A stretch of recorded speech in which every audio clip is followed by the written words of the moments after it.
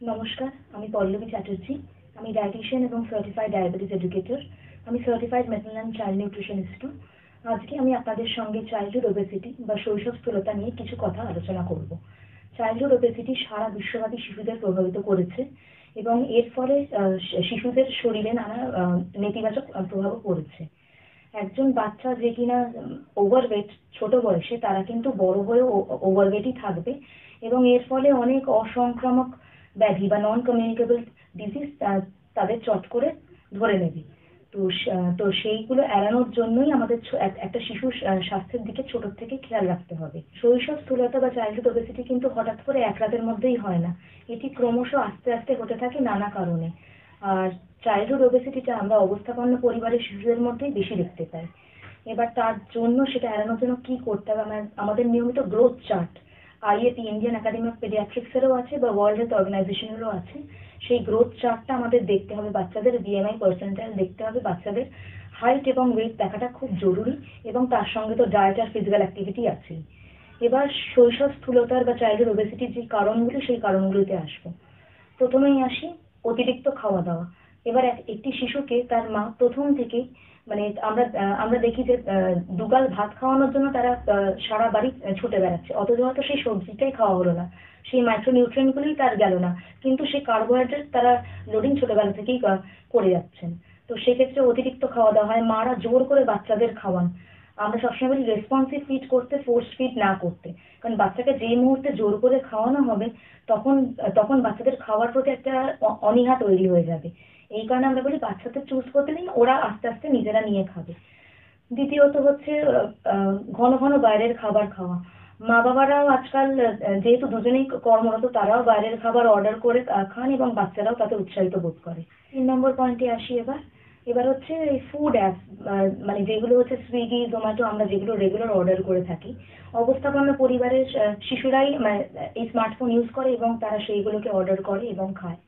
আর তার চেয়েও একটা বড় কথা, ফর এক্সাম্পল আমরা যখন কোনো পিৎজা অর্ডার করছি, তখন আমরা পপ আপে দেখছি একটা কোক দিচ্ছে মাত্র 30 টাকায়, এবং আমাদের হয়তো কোকটা আমরা চাইও না, কিন্তু এই মাত্র 30 টাকায় আমরা সেটা অলরেডি অর্ডার করে নিই, অ্যাড টু কার্ট করে নিই এবং আমরা মানে অতিরিক্ত খাওয়াও হয়ে যায় আমাদের, অতিরিক্ত অর্ডার এবং অতিরিক্ত খাওয়া দাওয়া হয়ে যায়। নেক্সট আসি কর্মরত মা বাবা। আজকাল ওয়ার্কিং প্যারেন্টস খুব কমন। সেক্ষেত্রে মা বাবারা বাচ্চাদের টিফিনেও আমরা দেখি যে চিপস, বিস্কিট এরকম মানে প্যাকেট খাবার দাবার দিয়ে থাকেন।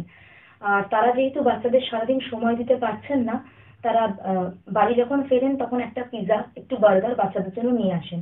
সেটাও কিন্তু অস্বাস্থ্যকর খাওয়া দাওয়া। আর তারা আনেন বাচ্চাদের খুশি রাখতে, যেহেতু তারা সারাদিন বাচ্চাকে সময় দিতে পারছেন না। আমরা পিৎজা বা চকলেট বাচ্চাদের খেতে একেবারেই না করি না, কারণ তার তো খাবেই।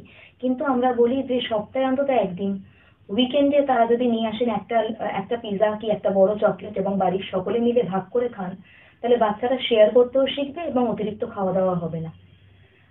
নেক্সট পয়েন্ট হচ্ছে গণমাধ্যমের প্রভাব। বাচ্চারা টিভিতে কার্টুন দেখার সময় মাঝখানে অ্যাডভার্টাইজমেন্টে কোনো নতুন চিপস, নতুন চকলেটের তারা অ্যাডভার্টাইজমেন্ট দেখে এবং সেটি খাওয়ার জন্য তারা বায়না করে। আর তার সঙ্গে বাচ্চাদের প্রলোভন দেখানোর জন্য তার ফ্রি স্টিকার বা ফ্রি ট্যাটু দেওয়া হয়। এবং আর যখন তার পছন্দের কার্টুন ক্যারেক্টারের স্টিকার বা ট্যাটু ফ্রি দিচ্ছে, তখন তো সেই চকলেটটা বা চিপসটা তাদের চাই চাই। আর আরেকটা কারণ হচ্ছে যে এখন খেলাধুলোর মাঠেরও অভাব এবং মা বাবারাও চান যে তারা বাড়িতে বসে টিভি দেখতে দেখতে তারা খাক, মানে টিভি দেখে গেমস খেলতে খেলতে ভুলিয়ে খাইয়ে দেন এবং তারা বলেন যে মাঠে খেলতে যাওয়ার দরকার নেই, ফোন দিয়ে দেয় হাতে। একটা একটা প্রশ্নে চলে যাব। এই যে বাচ্চাদের হাতে বারবার করে স্মার্টফোন, এটা কতটা একটা বাচ্চার জন্য ক্ষতিকারক বা কতটা ভালো, কি বলবেন? বাচ্চার জন্য ভালো যদি তারা ইউটিউবে যদি মানে ভালো কোনো এডুকেশনাল ভিডিওস দেখে বা অনেক অঙ্ক বা অনেক জিনিস সহজ করে শিখিয়ে দেওয়া হয় ইউটিউবে, সেইগুলোর জন্য ডেফিনেটলি ভালো। কিন্তু যদি তারা সেটা নিয়ে সারাদিন গেমস খেলে, সেটা তো ডেফিনেটলি ব্রেনের জন্যও খারাপ, তাদের চোখের জন্যও খারাপ, সবকিছুর জন্যই খারাপ। অর্থাৎ আপনি বলছেন যে প্রত্যেকটা জিনিসের এটা ভালো দিক আছে, খারাপ দিক আছে। হ্যাঁ, সে তো কিভাবে সেটা ব্যবহার করবো সেটা তার উপর হ্যাঁ নির্ভর করছে। একদম তাই। হ্যাঁ। আর আরেকটা হচ্ছে এখন মা বাবারা তাদের মানে মাঠে খেলতে যেতে তারাও উৎসাহ দিচ্ছেন না বাচ্চাদের। আর বাচ্চারাও ফোনে গেম খেলতেই বেশি পছন্দ করেন। আর মায়েরা গেম খেলাতে খেলাতেই তাদের খাইয়ে দিচ্ছেন এবং বলছে তোমরা বাইরে খেলতে যেও না, তোমাদের বাড়িতে আন্টি আসবে কি স্যার আসবে, তোমরা পড়াশোনা করো বা কোচিং ক্লাসে পড়তে যাও, এবং সেখানেও তারা বসে বসেই পড়াশোনা করছে। কাজে ফিজিক্যাল অ্যাক্টিভিটি এখনকার বাচ্চাদের নেই বললেই চলে। তো এই সব কারণগুলো কন্ট্রিবিউট করছে বাচ্চাদের ওবেসিটির জন্য। এছাড়াও অন্যান্য কারণ আছে, এন্ডোক্রিনাল ফ্যাক্টরস আছে, জেনেটিক্স আছে, এগুলো তো আছে, কিন্তু এইগুলো মেইন কারণ। একটা একটা সরাসরি প্রশ্নে চলে যাব। এই যে মহামারী করোনা, বিশ্বব্যাপী যে মহামারী করোনা, এই করোনা পৃথিবীকে প্রায় স্তব্ধ করে দিয়েছে। সেখান থেকে ঘুরে দাঁড়িয়ে মানুষ আবার যে নিজের ফর্মে ফিরছে, সেখান থেকে বাচ্চারা কতটা সেফ, বাচ্চারা কিভাবে নিজেদেরকে সেভ করবে? কারণ করোনা কিন্তু এখনো যে চলে গেছে এমনটা নয়। বাচ্চারা কিভাবে সুরক্ষিত হবে?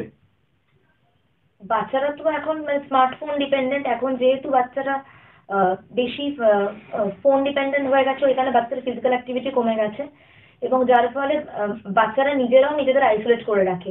এখন বাচ্চারা কম মিশতেও শেখে, সমবয়সী বাচ্চা দুটোকে পাশে বসে থাকলে তাদের দেখি দুজনের হাতেই ফোন, এবং তারা আপন মনে গেমস খেলছে। তারা কিন্তু এখন আর একে অপরের সঙ্গে মিশছে না, তাদের ফিজিক্যাল অ্যাক্টিভিটি কমে গেছে, তারা আত্মীয় স্বজন চিনছে না, তারা তাদের ওই মুঠোফোনটাই জগৎ হয়ে গেছে। কাজে সেইটা তো একটা নেতিবাচক প্রভাব অলরেডি ফেলে দিয়েছে। আবার আমরা পজিটিভ সাইডে যদি আসি, অনলাইন ক্লাসের জন্যই কিন্তু 2 বছরটা একেবারে কারণ নষ্ট যায়নি, পড়াশোনাটা অন্তত চালু ছিল। কাজে সেই দিকে সেটা একটা পজিটিভ এফেক্ট তো ডেফিনেটলি ছিল। ওবেসিটির বিভিন্ন কমপ্লিকেশন আছে। শারীরিক কমপ্লিকেশনের মধ্যে শ্বাসকষ্ট আছে, হাঁপানি আছে, হাড়ের সমস্যা অতিরিক্ত ওজন হয়ে গেলে, হাই ব্লাড প্রেশার, ডায়াবেটিস, মেয়েদের ক্ষেত্রে পিসিওডি, ইনফার্টিলিটি তো আছেই, হাই কোলেস্ট্রল, এইগুলো তো আছেই। আর তার সঙ্গে আরো বিভিন্ন endocrine complications, obstructive sleep apnoea, এইগুলো হতে পারে। আর মানসিক যে কমপ্লিকেশনস, তার মধ্যে বুলিং জিনিসটা খুব কমন। বাচ্চাদের গ্রুপে একজন যদি একটু মোটা বাচ্চা হয়, অন্যরা তাকে নিয়ে হাসি ঠাট্টা করে, তাকে সব রকম ড্রেস মানায় না, সে বিভিন্ন ধরনের ড্রেস পরে গেলে সেটা নিয়েও মজা করা হয়। খেলার সময় বা গল্পের সময় তাকে দল থেকে বাদ দিয়ে দেওয়া হয়। এইগুলো তার মনে একটা নেগেটিভ প্রভাব ডেফিনেটলি ফেলে। কাজেই আমরা বলবো যে চাইল্ডহুড ওবেসিটিটাকে একদম প্রথম থেকেই নির্ণয় করে তার দ্রুত চিকিৎসা করলে কমপ্লিকেশনগুলো এড়ানো সম্ভব, এবং একটি বাচ্চার শরীরের দিকে আমাদের প্রথম থেকেই খেয়াল রাখতে হবে যাতে ওবেসিটি না হয়ে যায় বাচ্চার। একদম একদম একটা প্রশ্নে চলে যাব সরাসরি।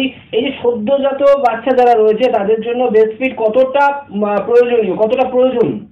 ব্রেস্ট ফিডিং তো ডেফিনেটলি প্রয়োজন। আমরা বলি যে একটা বাচ্চার ডেলিভারির পর উইদিন 1 hour অফ ডেলিভারি তাকে ব্রেস্ট ফিড করতে, এবং যে ফার্স্ট মিল্ক যেটা বেরোয়, যেটাকে আমরা কলোস্ট্রাম বলি, থিক ইয়েলো কালার্ড মিল্ক, সেটা বাচ্চার ফার্স্ট ভ্যাকসিন। কাজে সেইটা অনেক জায়গায় ফেলে দেওয়া হয়, ওটা সবচেয়ে নিউট্রিশাস, ওটাকে দিতেই হবে। আর ব্রেস্ট ফিডিং তো শুধু বাচ্চার জন্য কেন, বাচ্চার মায়ের জন্য উপকারী। বাচ্চার মায়ের বিভিন্ন রকম ক্যান্সার প্রিভেন্ট করে। তারপরে প্রেগনেন্সি পিরিয়ডে যে মায়ের ওয়েট গেইনটা হয়, সেই ওয়েটটা সেট করে প্রি প্রেগনেন্সি ওয়েটে ফিরতে সাহায্য করে। বাচ্চার আর মায়ের একটা ভালো বন্ডিং তৈরি হয়। কাজে ব্রেস্ট ফিডিং এর মায়ের এবং বাচ্চার উভয়েরই যথেষ্ট উপকার আছে।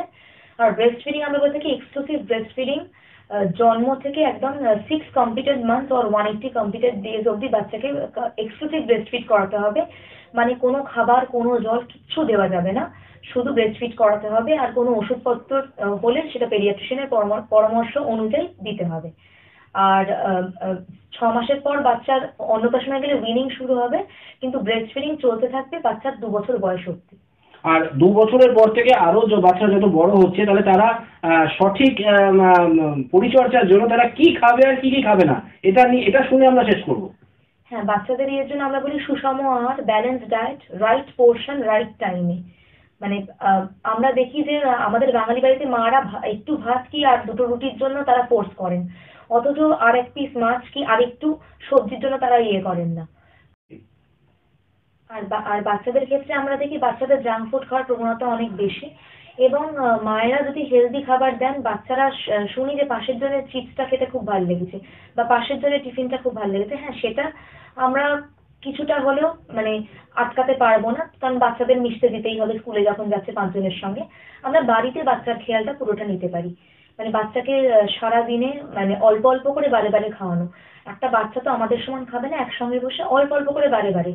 ব্রেকফাস্ট আমরা চাইলে স্প্লিট করতে পারি, মিড মর্নিংও স্প্লিট করতে পারি। আর আরেকটা কথা, বাচ্চাদের অনেকের অনেক মায়েদের থাকে যে বাচ্চাদের ফ্রুট জুস খাওয়ানো। আমরা বলি জুস না দিয়ে আস্ত ফল দিতে। আস্ত ফল বাচ্চারা খেতে না চাইলে পিস করে দেবেন, বাট জুস করে দেবেন না।